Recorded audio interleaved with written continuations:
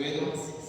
Por tu grande amor y grande misericordia, Señor, tú cuidas de nosotros en cada momento, en cada instante de nuestras vidas. Por eso te glorificamos. Te damos gracias, Señor. Te damos gracias, Padre Santo. Alabado sea tu nombre, mis amados. Hoy, en esta noche, vamos a empezar el estudio a la carta a los Filipenses.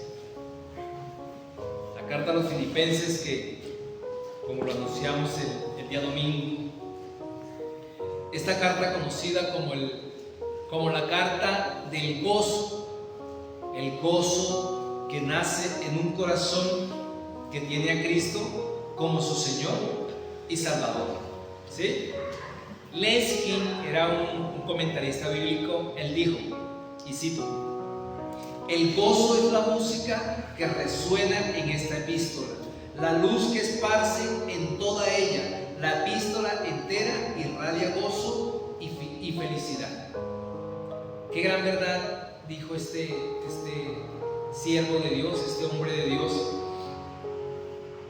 Y tan escaso este gozo en nuestros tiempos, gozo que no se puede comprar, gozo que no se puede calcular, un gozo que solo lo podemos tener los que tenemos el Espíritu de Dios en nuestras vidas.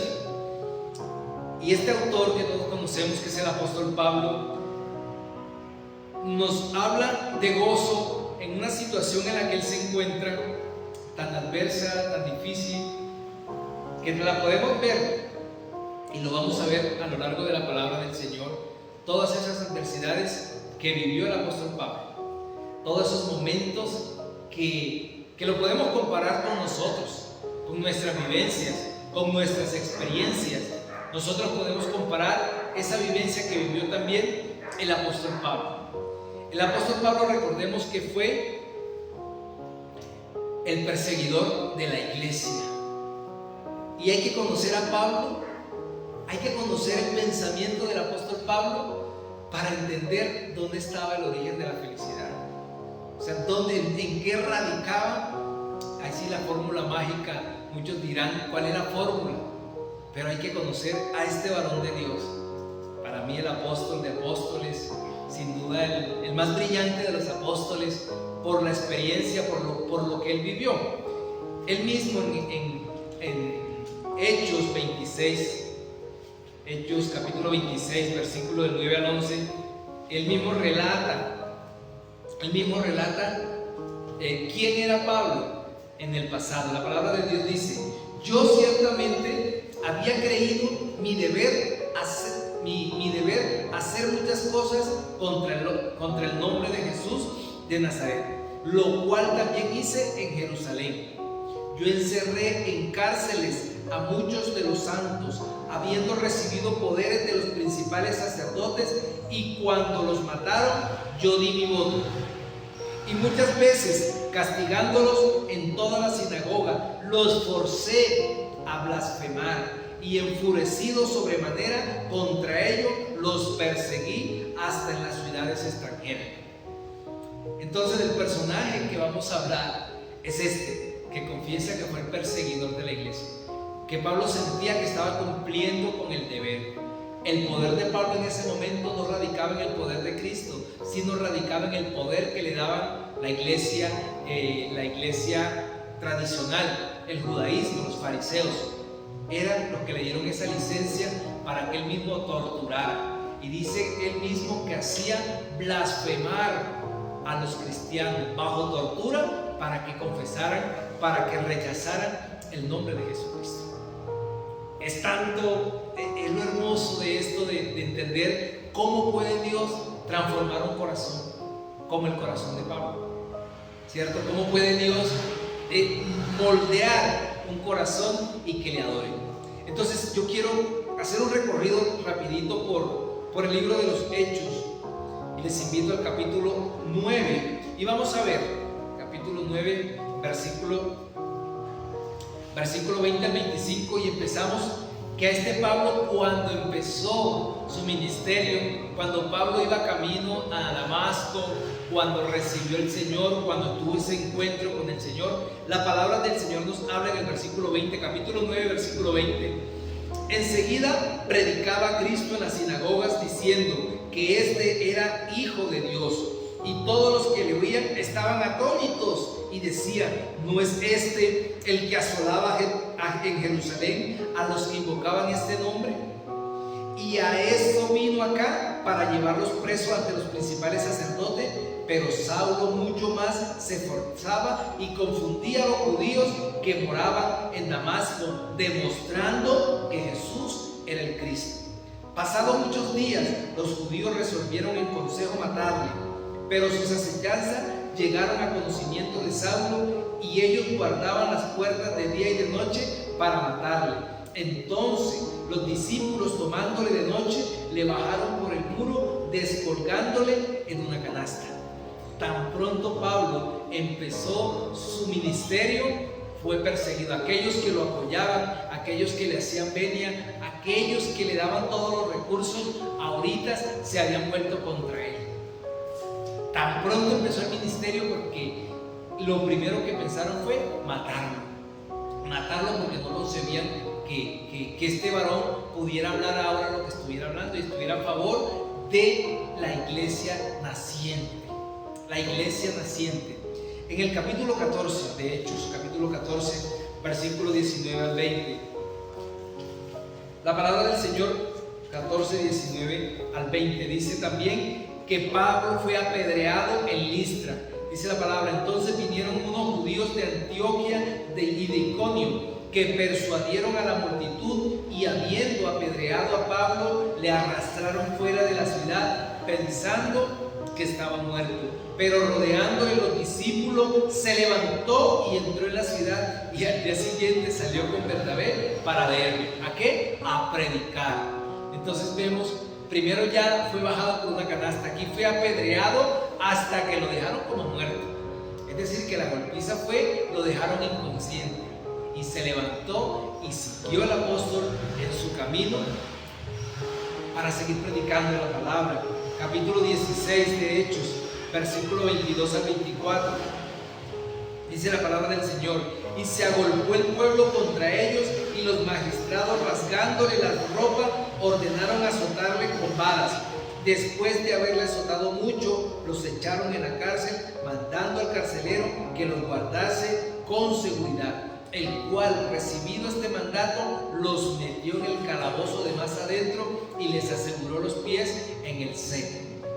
Y aquí vemos Pablo en Filipos, a donde iba a plantar la iglesia. Pablo fue torturado, azotado por predicar la palabra. Capítulo 17, versículos 5 al 9. Entonces los judíos que no creían, teniendo celo, tomaron consigo a algunos ociosos hombres malos, y juntando una turba, alborotaron la ciudad, y asaltando la casa de Jasón, procuraban sacarlos al pueblo. Pero no hallándolos, trajeron a Jasón y a algunos hermanos ante las autoridades de la ciudad, gritando: estos que trastornan el mundo entero también han venido acá. La iglesia de Cristo estaba haciendo temblar al mundo gentil, y ahí estaba Pablo. Tuvieron que sacarlo. Más adelante, aquí mismo en el capítulo 17, versículo 13 y 14, también tuvieron que huir de Berea. Dice: cuando los judíos de Tesalónica supieron que también en Berea era anunciada la palabra de Dios por Pablo, fueron allá y también alborotaron a las multitudes. Pero inmediatamente los hermanos enviaron a Pablo que fuese hacia el mar, y Silas y Timoteo se quedaron allí. Es decir, en cualquier lugar el apóstol estaba soportando la persecución. En el versículo 32 la palabra de Dios dice aquí mismo, 32: pero cuando oyeron lo de la resurrección de los muertos, unos se burlaban y otros decían: ya te oiremos acerca de esto otra vez. Los griegos se burlaban. Pablo le tocó soportar la burla, además de la tortura, además de todas las cosas. Al apóstol le tocó soportar la burla de todos los atenienses. También fue llevado al procónsul, capítulo 19, versículo 9. Pero endureciéndose algunos no creyendo, maldiciendo el camino delante de la multitud, se apartó Pablo de ellos y separó los discípulos, discutiendo cada día en la escuela de uno llamado Tirano. Pablo no le importaba contenía, y en muchos lugares rechazaban el evangelio, en muchos lugares lo rechazaban. En el capítulo 20, versículo 18, dice: cuando vinieron a él les dijo: vosotros sabéis cómo me he comportado entre vosotros todo el tiempo, desde el primer día que entré en Asia, sirviendo al Señor con toda humildad y con muchas lágrimas y pruebas que me han venido por las acechanzas de los judíos. Pablo estaba soportando la persecución, todo lo que Pablo estaba viviendo por amor a Cristo. En el capítulo 20, versículo 22, aquí mismo, versículo 22 dice que Pablo, capítulo 20, versículo 22, prisiones y tormento. A Pablo sabía para dónde iba, rumbo a Jerusalén. La palabra del Señor dice que el mismo Pablo dijo: testificando a judíos y a gentiles acerca del arrepentimiento para con Dios de la fe en nuestro Señor Jesucristo. Ahora, he aquí, ligado yo en espíritu, voy a Jerusalén sin saber lo que allá me ha de acontecer, salvo que el Espíritu Santo por todas las ciudades me da testimonio diciendo que me esperan prisiones y tribulaciones, pero de ninguna cosa hago caso ni estimo preciosa mi vida para mí mismo, con tal que acabe mi carrera con gozo y el ministerio que recibí del Señor Jesús para dar testimonio del Evangelio de la gracia de Dios. Pablo sabía lo que le venía. De aquí ya iba rumbo para Jerusalén. En Jerusalén fue atacado, capítulo 21, versículo del 27 en adelante, fue atacado de una manera, dice: pero cuando estaban por cumplirse los 7 días, unos judíos de Asia, al verle en el templo, alborotaron a toda la multitud y le echaron mano, dando voces: varones israelitas, ayudad a este es el hombre que por todas partes enseñas a todo contra el pueblo la ley y este lugar, y además de esto ha metido a griegos en el templo y ha profanado este santo lugar, porque antes habían visto con él a Trófimo de Éfeso, a quien pensaba que Pablo había metido en el templo. Por todos lados, aquí tomaron preso a Pablo.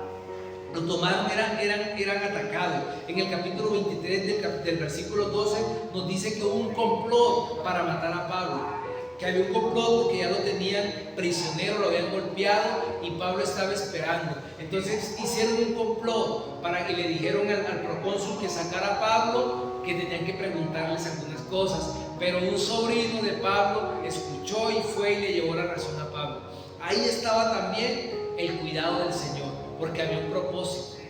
Y estamos haciendo un recorrido. O sea, esto que estoy haciendo es un pasaje, es un recorrido por avión, si se quiere, de los hechos que vivió el apóstol Pablo. Y cuando Dios nos permita estudiar este hermoso libro, el libro de los hechos, vamos a deleitarnos también con más detalles en todas estas experiencias que Pablo tenía. Entonces Pablo, en el capítulo 25, Pablo duró 2 años preso sin que le resolvieran su situación judicial. A Pablo todavía, en el capítulo 25, versículos 9 al 12, dice la palabra: pero Festo, queriendo congraciarse con los judíos, respondiendo a Pablo, dijo: ¿quieres subir a Jerusalén y allá ser juzgado de estas cosas delante de mí? Pablo dijo: ante el tribunal de César debo ser juzgado. A los judíos no les he hecho ningún agravio, como tú sabes muy bien, porque si algún agravio o cosa alguna digna de muerte he hecho, no rehúso a morir. Pero si nada hay de las cosas que esto me acusan, nadie puede entregarme a ello. A César apelo. Entonces Festo, habiendo hablado con el consejo, respondió: a César has apelado, a César irás. Entonces querían matarlo, a Pablo lo querían matar por todos los medios, pero Pablo tenía que apelar a César. ¿Por qué? Porque el propósito de Dios era que el final del ministerio de Pablo fuera a Roma. Y Dios le había dicho a él que tenía que comparecer en Roma. No le dijo cómo. No le dijo si iba a ir en camello. Obviamente que las carreteras hacia Roma en esa época eran muy buenas.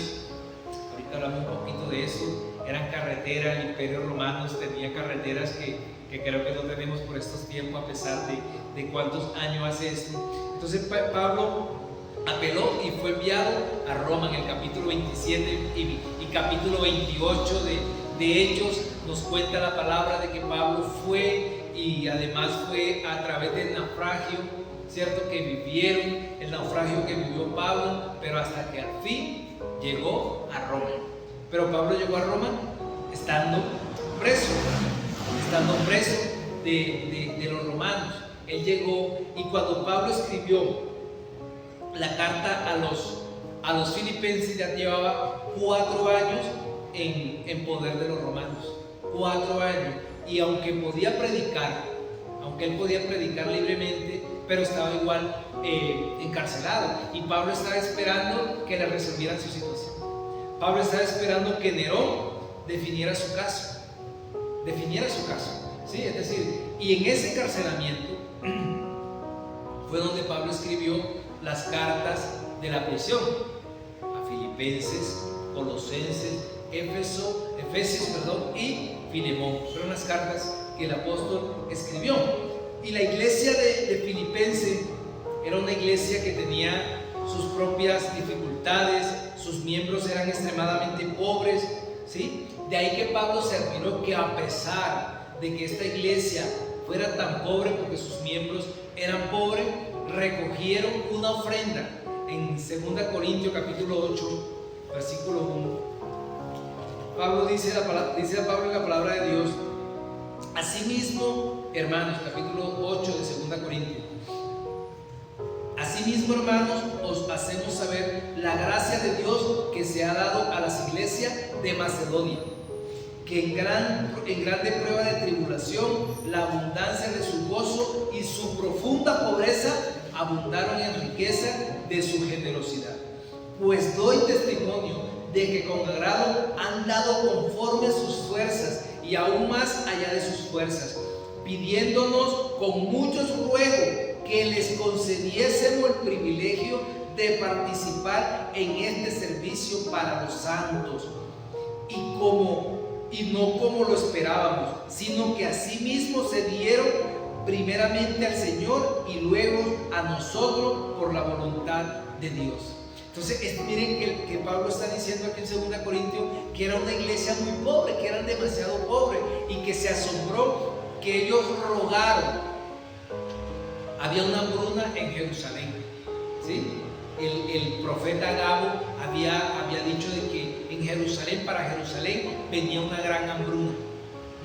Entonces Pablo a todas las iglesias le dijo que tuvieran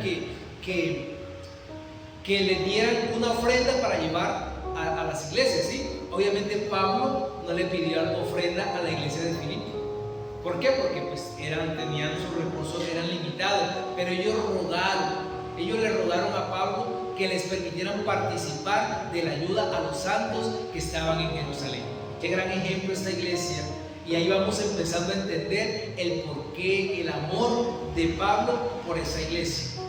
Aquí vamos entendiendo que era una iglesia que, a pesar que tenía sus defectos, ya lo veremos, como todas las iglesias del Señor, no hay iglesia perfecta, era una iglesia que tenía ese sentir de ayudar al que estaba necesitado. Entonces esto es lo más importante. Esta iglesia también sufrió persecuciones. Vamos acercándonos a Filipenses, porque hoy simplemente es como hacer la introducción a esta hermosa carta. Esta fue una iglesia que sufrió persecución. Capítulo 1, versículo 27 al 30 de Filipenses, dice la palabra de Dios: solamente que os comportéis como es digno del evangelio de Cristo, para que, o sea que vaya a veros o que esté ausente, oiga de vosotros que estáis firmes en un mismo espíritu, combatiendo unánime por la fe del evangelio, y en nada intimidados, por los que se oponen, para que ellos ciertamente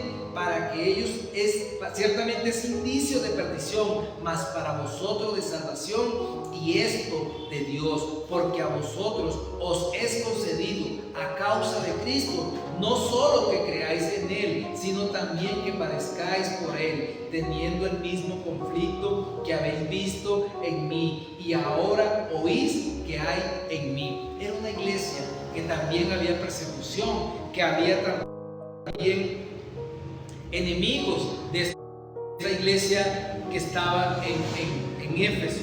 Además, era atacada por falsos profetas, por falsos maestros. En el capítulo 3, versículo 2, Pablo advierte acerca de esto. Capítulo 3, versículo 2 de Filipenses: guardado de los perros, guardado de los malos obreros, guardado de los mutiladores del cuerpo.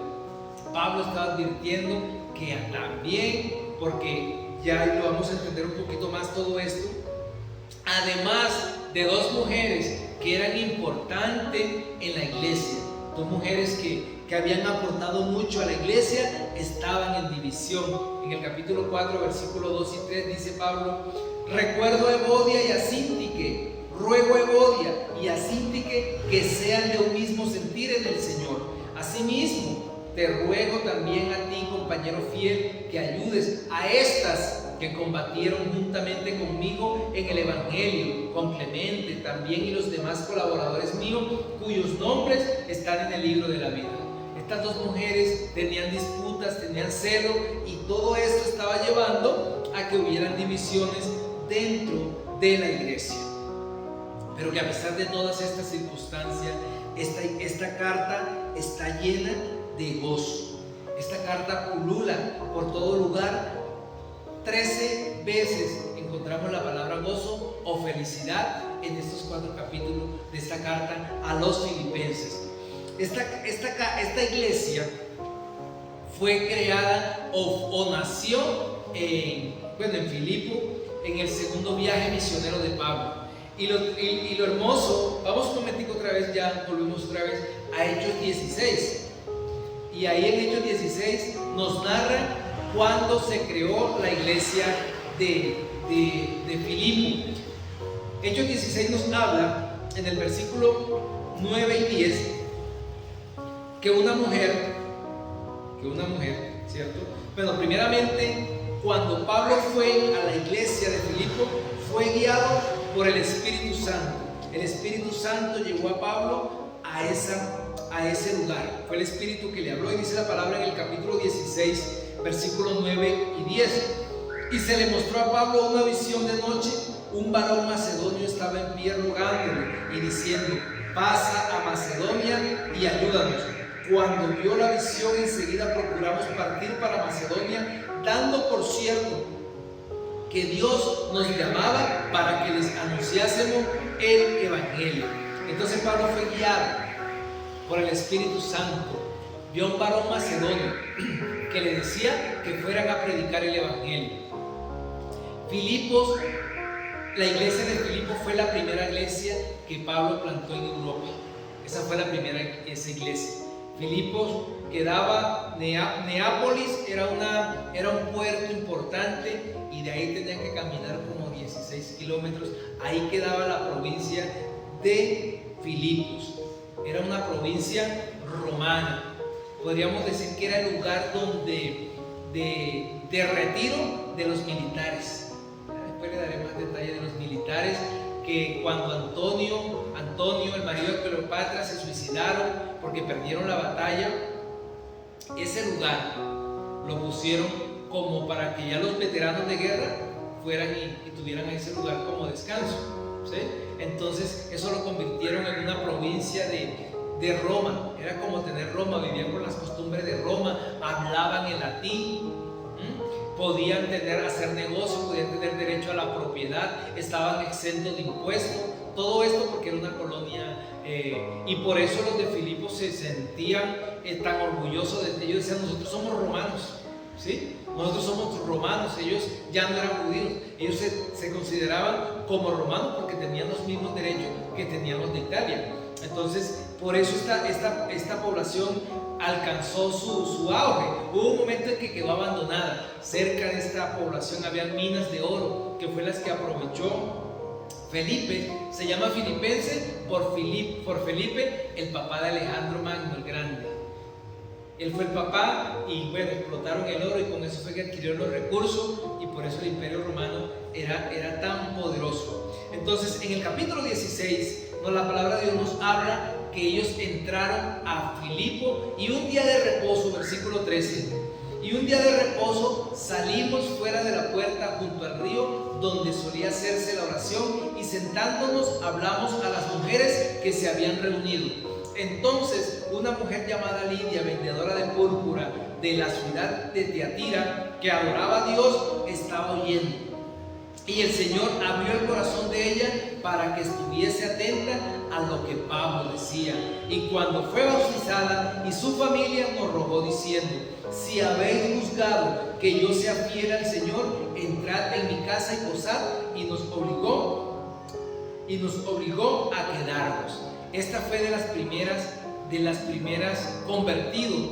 La iglesia de Filipo estaba conformada por muchos gentiles y habían judíos y judíos prosélitos.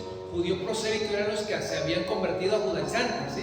Y habían comprado, eso tenían que pagar para ser parte de la religión de los judaizantes. Pero esta mujer sentía que había escuchado la palabra porque ya entendía el Nuevo Testamento. Pero esta mujer sentía ese vacío.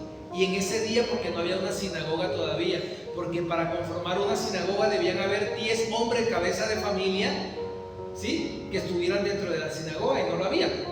Entonces oraban en el río.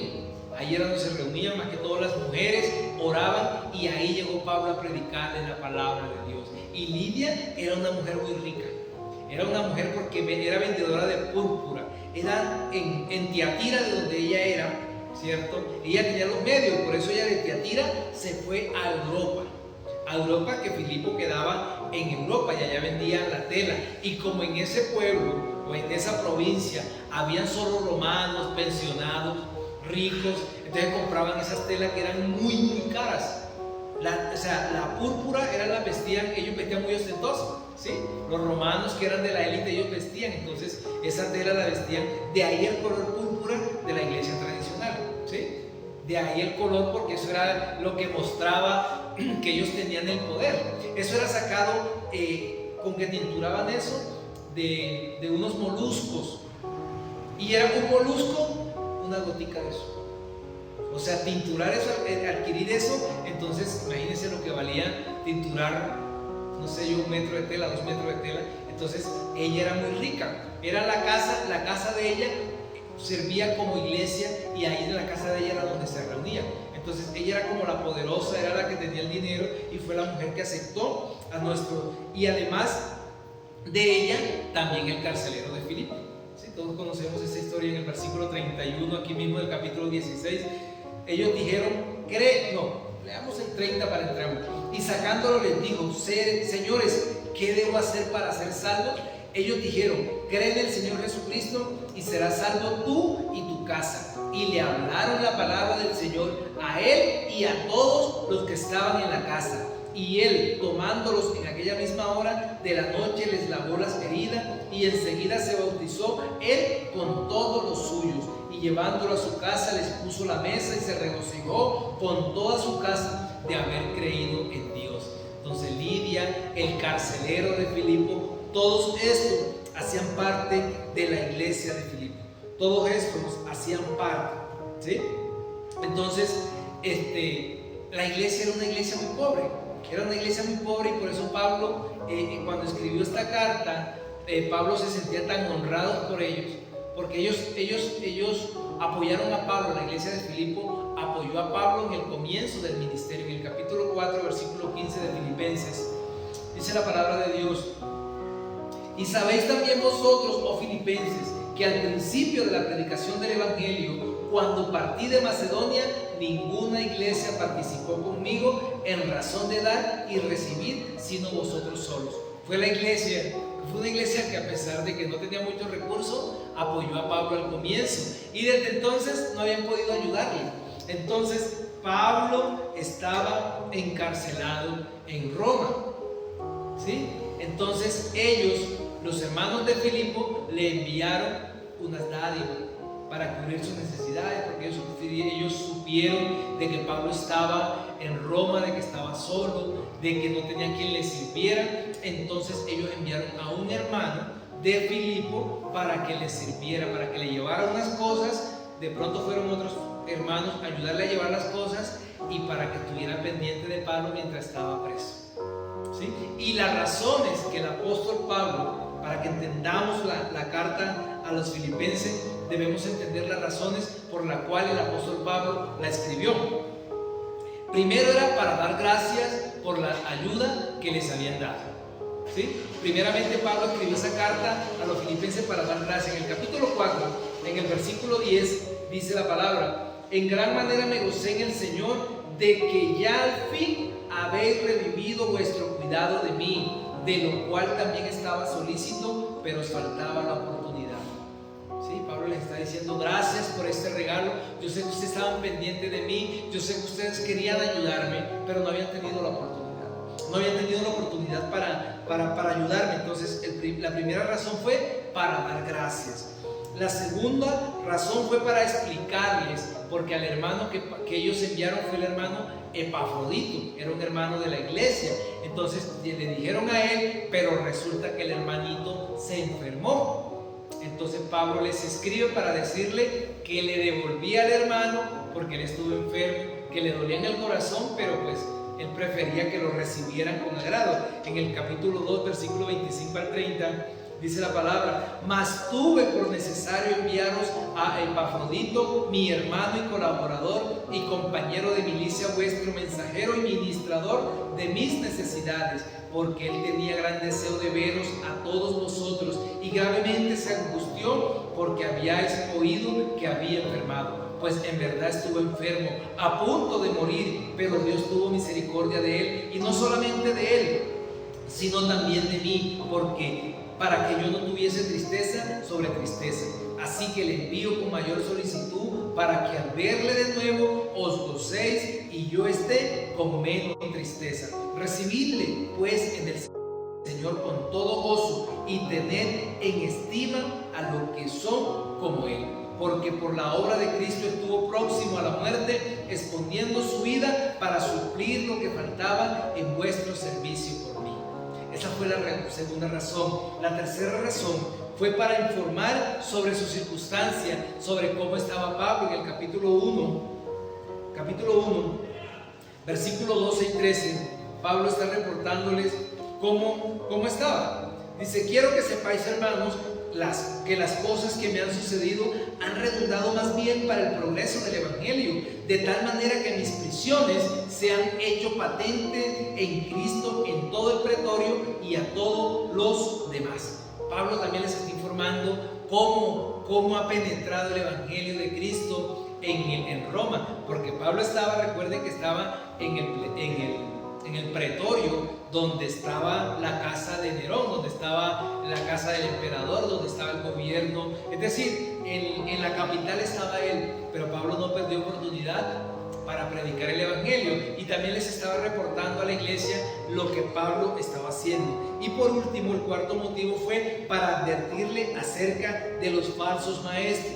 Capítulo 3, ya leímos ahorita el versículo 2, le hablo otra vez: guardado de los perros, guardado de los malos obreros, guardado de los mutiladores del cuerpo. Versículo 18 dice: porque por ahí andan muchos, de los cuales os dije muchas veces, y aún ahora lo digo llorando, que son enemigos de la cruz de Cristo, el fin de los cuales será perdición, cuyo Dios es el vientre y cuya gloria es su vergüenza, que solo piensan en lo terrenal. Pablo les está diciendo: tengan cuidado de esos que están por buscar sus propios intereses, mas no por verdaderamente hacer parte de la iglesia de Cristo. Entonces Pablo, como lo dije al comienzo, escribió esas 4 cartas. ¿Y cuál era lo que Pablo estaba esperando en Roma? Pablo estaba esperando o ser libertado o ser ejecutado. Era lo que él estaba esperando. Él confiaba de que fuera liberado, de que pudiera otra vez volver a Filipo, de poder estar con sus hermanos, porque esa iglesia Pablo la amaba mucho. Y en el capítulo 1, versículo 19 al 21, mire lo que dice el apóstol Pablo: porque yo sé que por vuestra oración y la suministración del Espíritu de Jesucristo, esto resultará en mi liberación. Pablo dice: ustedes están orando por mí y yo tengo la confianza de que voy a ser libertado, ¿sí? Cuando uno está preso va a orar para que Dios lo liberte, ¿no? Cuando uno está enfermo va a orar para que sea sanado, independientemente si no es el propósito de Dios. Versículo 20: conforme a mi anhelo y esperanza de que en nada seré avergonzado, antes bien con toda confianza, como siempre, ahora también será magnificado Cristo en mi cuerpo, o por vida o por muerte, porque para mí el vivir es Cristo y el morir es ganancia. Entonces, amados, este es el origen del secreto que muchos podrían buscar en Pablo, el por qué Pablo siempre estaba gozoso, de por qué Pablo siempre estaba feliz. No porque estuviera disfrutando de estar atado a una cadena al pie de un soldado romano. No es por eso, porque Pablo decía: bueno, yo oro y sus oraciones son para yo ser libertado. Y ese es el gran anhelo de mi corazón, que yo sea libertado. Yo quiero ir a ver a mis hermanos. Pero Pablo aquí dice en ese versículo 20: conforme a mi anhelo y esperanza, que en nada seré avergonzado. Es decir, yo no voy a ser avergonzado. Si me libertan, gloria a Dios. Pero si me ejecutan, gloria a Dios. ¿Por qué? Porque ya Pablo había surtido las dos instancias, ¿sí?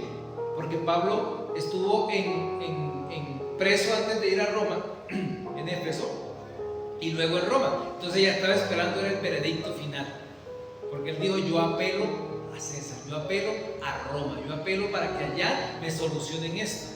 Pero sabía Pablo de que Dios le dijo: tú tienes que ir a Roma. Entonces Pablo te está diciendo: yo por nada voy a ser avergonzado, yo por nada voy a ser, aún si me matan. Y por eso Pablo está diciendo: para mí el morir, el vivir es Cristo y el morir ganancia. Es decir, todo lo que me pasa en esta situación de cautividad, en esta situación de cautiverio, todo lo que me pase, yo lo doy como bendición, si me matan o si salgo libre. Entonces, la felicidad no puede programarse, ni mucho menos planearse, y jamás garantizarse, ¿cierto? La felicidad eso nunca. Si las circunstancias permiten, las cosas se viven en el momento y nada más.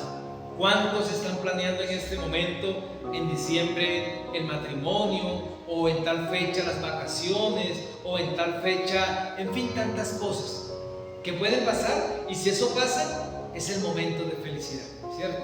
Aquel que está en el mundo y planea unas vacaciones y llegó el momento y fue a sus vacaciones, en ese momento es lleno de felicidad, o en ese momento viajó, o en ese momento obtuvo lo que quiso, va a ser feliz. Pero su felicidad depende únicamente de que las cosas le salgan. Pero si por cualquier circunstancia no se puede casar, o no pudo viajar, o no pudo lograr su meta, su corazón va a estar triste, su corazón va a estar angustiado, su corazón va a estar desesperado y sin esperanza, ¿sí? Eso es la felicidad. Pero no así el gozo espiritual. El gozo espiritual no depende de la circunstancia o del azar, sino de la confianza que siempre todo estará bien entre el creyente y el Señor. Es decir, que nuestra felicidad, el gozo espiritual no está definido por lo que nosotros estemos viviendo. Si estamos felices, si estamos de vacaciones, si estamos enfermos, si estamos siendo perseguidos, el gozo espiritual, lo que hay dentro de nosotros, va a siempre estar brillando. Podemos vivir un momento difícil, sin fuerzas, pero en el momento vamos a volver y vamos a dar gracias a Dios por ese momento que nos hizo vivir. Sino que quiere decir que estemos riéndonos porque estemos sufriendo, pero el mundo depende de la circunstancia para ser feliz, mas nosotros dependemos del Espíritu Santo de Dios, que dentro de nosotros nos ha dado como un fruto el gozo espiritual, ¿sí? Entonces ya no dependemos únicamente de nuestro Señor. ¿Y por qué? Porque primeramente el gozo es un don de Dios, es un regalo que Dios nos dio a nosotros. Salmo capítulo 4, versículo 7 y 8. Tú diste alegría a mi corazón, mayor que la de ellos, cuando abunda su grano y su mosto. En paz me acostaré y asimismo dormiré, porque solo tú, Jehová, me haces vivir confiado. El gozo de nosotros, dice el salmista, dice David: tú diste alegría a mi corazón, mayor que la de ellos, cuando abundaba su grano. Es decir, cuando ellos tenían riqueza, cuando ellos tenían su mosto, cuando ellos tenían riquezas, aún así dice el salmista: aún así tú diste alegría en mi corazón, mayor que la que ellos tenían, porque ellos eran felices. ¿Por qué? Por las cosas que tenían. Ellos eran felices por las cosas materiales, porque veían su granero y tenían abundante comida, ¿cierto? Tenían de todo, o sea, no les faltaba nada. Pero dice el salmista: tú me diste una mayor a mí, que es espiritual, porque yo en paz me acostaré y asimismo dormiré, porque tú, Jehová, me haces vivir confiado. Esa confianza la tenemos nosotros. Así no tengamos que comer, decimos: gracias Dios, porque te tenemos a ti. En el Salmo 16, versículo 11: me mostrarás la senda de la vida, en tu presencia hay plenitud de gozo, delicias a tu diestra para siempre. En tu presencia hay plenitud de gozo. No hay tormento, no hay angustia, no hay amargura. ¿Por qué? Porque ese es un regalo que Dios nos da. El gozo que nos da es producido por el Espíritu Santo. Es dado a los que creen en el Evangelio. En Lucas capítulo 2, versículo 10 y 11, dice la palabra: pero el ángel les dijo: no temáis, porque aquí os doy nueva de gran gozo, que será para todo el pueblo, que os ha nacido hoy en la ciudad de David un Salvador, que es Cristo el Señor.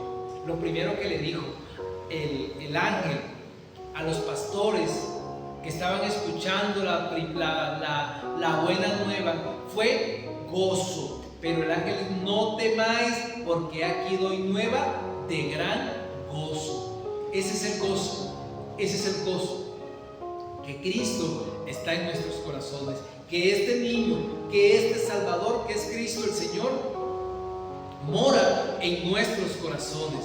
En Juan capítulo 15, versículo 11, dice la palabra del Señor.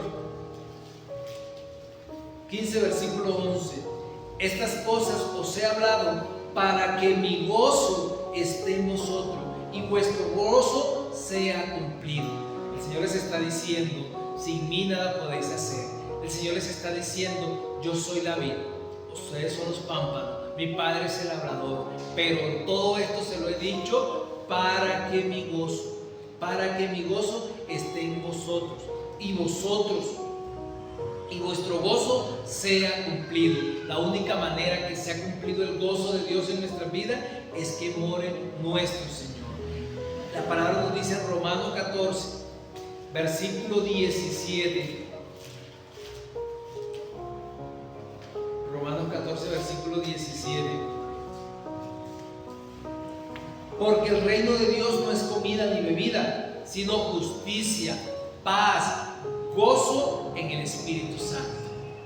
Ese es el reino de los cielos. No es comida ni es bebida, sino que es justicia, es paz y es gozo en el Espíritu Santo, porque es un fruto del Espíritu Santo. Gálatas 5, versículo 22 y 23, ahí están los frutos del Espíritu Santo. Y gozo, el gozo es un fruto del Espíritu Santo, y que se experimenta plenamente si los creyentes reciben y obedecen la palabra de Dios. Miren esto hermoso que dice el profeta Jeremías en el capítulo 15, en el versículo 16. Capítulo 15, versículo 16 del profeta Jeremías. Dice la palabra de Dios: fueron halladas tus palabras y yo las comí, y tu palabra me fue por gozo y por alegría de mi corazón, porque tu nombre se invocó sobre mí, oh Jehová Dios de los ejércitos. Tu palabra, la palabra de Dios, esta palabra que nosotros tenemos, experimentamos si nosotros la creemos, ¿cierto? Si obedecemos la palabra de Dios.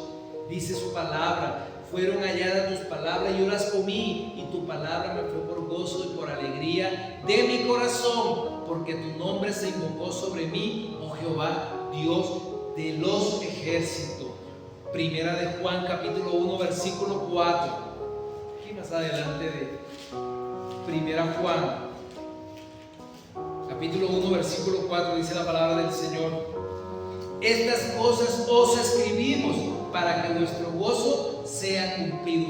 Juan está diciendo la palabra de Dios que él estaba escribiendo en ese momento, inspirado por el Espíritu Santo. Estas cosas os escribimos. ¿Para qué, Juan? Para que vuestro gozo sea cumplido. Nuestro gozo se completa por medio de la palabra de Dios. Y el gozo en nosotros se perfecciona en medio de las pruebas. Primera Tesalonicenses, capítulo 1, versículo 6. Primera Tesalonicenses, capítulo 1, versículo 6. Dice la palabra del Señor: y vosotros vinisteis a ser imitadores de nosotros y del Señor, recibiendo la palabra en medio de gran tribulación, con gozo del Espíritu Santo. Segunda Corintios, capítulo 6, versículo 10. Les leo: como entristecido, mas siempre gozoso, como pobres, mas enriqueciendo a muchos, como no teniendo nada, mas poseyéndolo todo.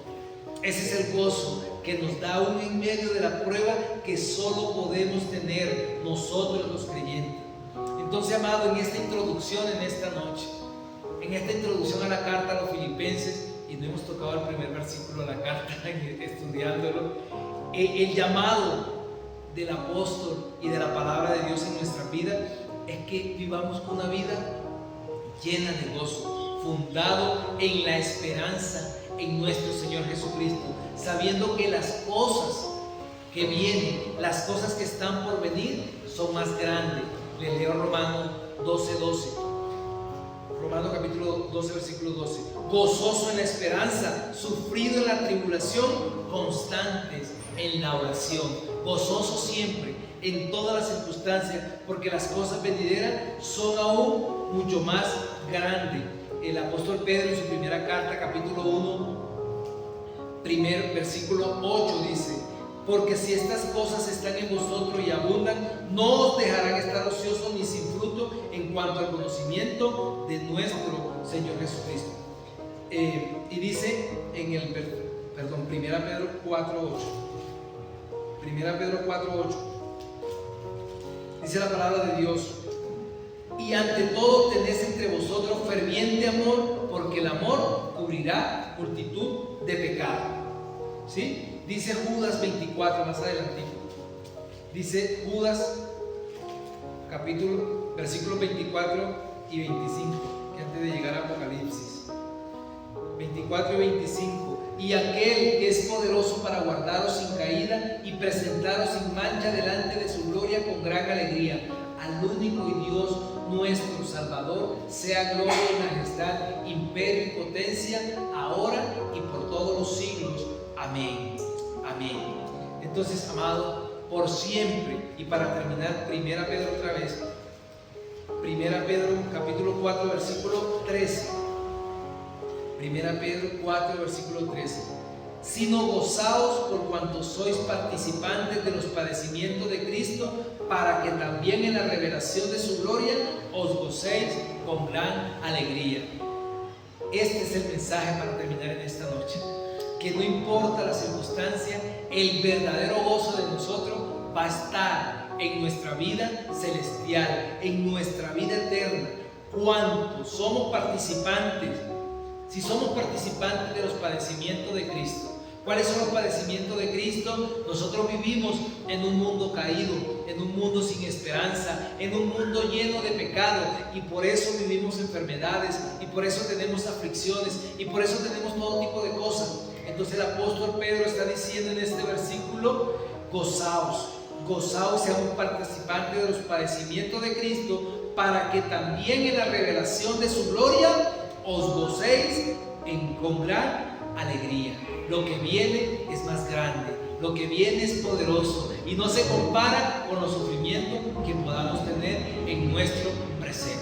Así que, mis amados, llenémonos de gozo, pidamos ese gozo que vive en nosotros y que a veces lo tenemos apagado porque nos dejamos absorber por las circunstancias, nos dejamos absorber por las cosas que estamos viviendo. Pero la palabra de Dios nos dice que tengamos gozo, que no nos dejemos robar el gozo, porque lo primero que quiere Satanás robar en la vida del creyente es el gozo, para que estemos amargados. Y por eso es tan importante el estudio de esta carta en nuestra iglesia, nosotros como creyentes, para que vivamos con gozo, no importando las circunstancias. Amén. Padre, te damos gracias en esta noche por tu grande amor, por tu grande misericordia, Señor, por esta palabra que nos exhorta, que nos anima, que nos bendice, que nos llena, Señor. Gracias, Dios, porque solo en tu presencia hay plenitud de gozo. Solo en tu presencia, Padre Santo. Y en esta noche podemos decir, como dijo el salmista: en paz me acostaré y asimismo dormiré, porque solo tú, Señor, oh Dios, nos hace vivir confiados. No importa la circunstancia, no importa la adversidad, no importa lo que estemos viviendo, solo tu presencia, solo tu palabra nos llena de gozo. Gracias, Dios, porque ese gozo mora en nosotros, porque ese gozo no depende de las circunstancias, porque este gozo no depende, Señor, de que tengamos o no tengamos. Este gozo depende, es que te tenemos a ti, es que tú vives en nosotros, es que tú moras en nosotros, es que tu presencia camina con nosotros, y por eso te damos gloria, y por eso te damos honra, Padre eterno.